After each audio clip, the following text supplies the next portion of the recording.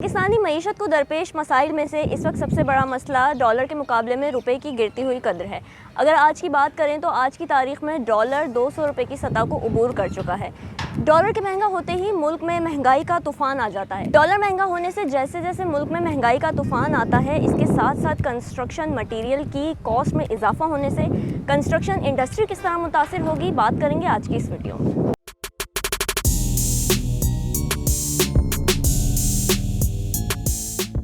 Hello and अस्सलाम वालेकुम, this is Rabia Shahzad और HD real estate and builders के प्लेटफॉर्म से एक और वीडियो के साथ आपके सामने हाजिर हूँ।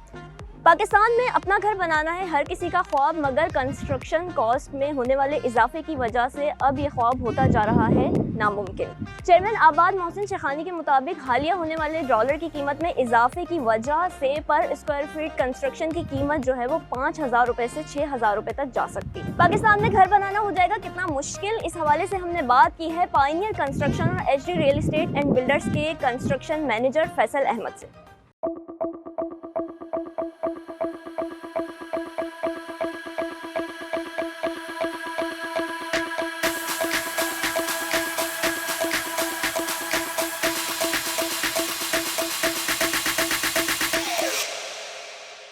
जैसे आपने सवाल किया कि डॉलर की जो इस वक्त ऊंची उड़ान है उसका इम्पैक्ट कंस्ट्रक्शन इंडस्ट्री पे कैसा पड़ रहा है, तो मेरा ये मानना है कि सबसे ज़्यादा इम्पैक्ट अगर डॉलर की ऊंची उड़ान का पड़ा है तो वो कंस्ट्रक्शन इंडस्ट्री पे ही पड़ा है।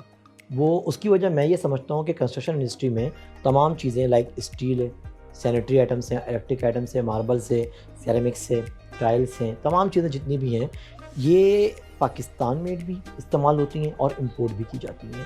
और हम अगर बहरिया डाउन की बात करें तो ज़्यादातर लोग जिन चीज़ों को लाइक करते हैं वो इम्पोर्टेड आइटम्स होते हैं। तो इम्पोर्टेड आइटम्स में ड्यूटी भी लगती है, तो महंगाई लाजमी तौर पे होती है।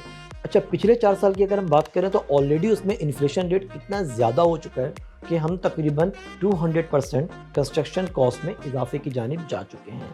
और इस वक्त जो पाकिस्तान की करंट पॉलिटिकल कंडीशंस हैं वो सबके सामने है, उसकी वजह से इन्फ्लेशन रेट में और ज़्यादा इजाफा हो रहा है, तो कंस्ट्रक्शन कॉस्ट में भी इसका इम्पैक्ट हमें दिख रहा है। अच्छा, छोटी सी इसमें एग्जांपल ले लेते हैं लाइक स्टील।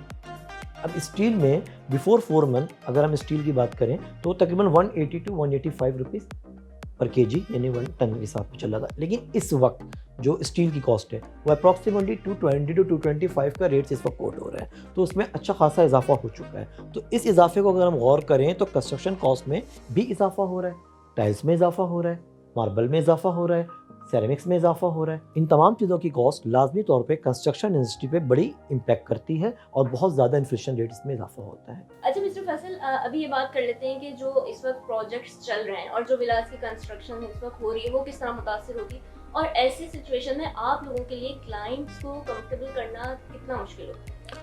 देखिए, जाहिर सी बात है, क्लाइंट से जो हम एग्रीमेंट करते हैं वो उस वक्त के मार्केट रेट के हिसाब से एग्रीमेंट किया जाता है जो जिस टाइम एग्रीमेंट इन शॉर्ट हो रहा होता है। लेकिन क्योंकि इन्फ्लेशन रेट कभी अप्स होता है, पाकिस्तान में खैर नीचे आने का तो सवाल ही पैदा नहीं होता, हमेशा ऊपर ही जाता है, ठीक है। अब डॉलर अप्स एंड डाउन होता रहता है, तो जो हम मटेरियल मार्केट से परचेज़ करते हैं असल इम्पैक्ट उस पर पड़ता है, लेबर पे कोई इम्पैक्ट नहीं पड़ता, लेबर पे इम्पैक्ट बहुत लिटिल बिट पड़ता है।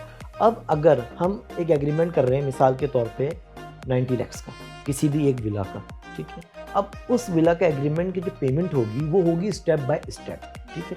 अब एक साथ तो हम पेमेंट क्लाइंट से रिलीज़ नहीं करवाते कि हमारे पास पेमेंट एक साथ से हो और फिर हम उसके बाद तमाम मटेरियल एक साथ लेके अपने पास स्टॉक कर सकें, तो इसका इम्पैक्ट तो नहीं पड़ेगा क्लाइंट के ऊपर। लेकिन जब हम पेमेंट स्टेप बाय स्टेप लेते हैं और फिर क्लाइंट तमाम चीज़ों को अपने वक्त पे चूज़ करता है, लाइक टाइल्स के वक्त टाइल चूज़ करना, प्लम्बिंग के सामान के वक्त प्लम्बिंग का सामान चूज़ करना, उसकी चॉइसेस होती हैं, उसमें डिफरेंस भी आता है, तो उस वक्त फिर महंगाई के रेशो की वजह से हमें रेट की इंक्रीजिंग का सामना करना पड़ता है। तो उस सूरत में 10% तो बिल्डर अपने तौर पे बर्दाश्त कर सकता है एग्रीमेंट के मुताबिक, लेकिन आफ्टर 10% वो तमाम का तमाम जो बर्डन है वो क्लाइंट के ऊपर जाता है। और इसमें जो मेरी अपनी एक छोटी सी राय कह लें या शिकायत कह लें कि क्लाइंट 2 किस्म के मिलते हैं।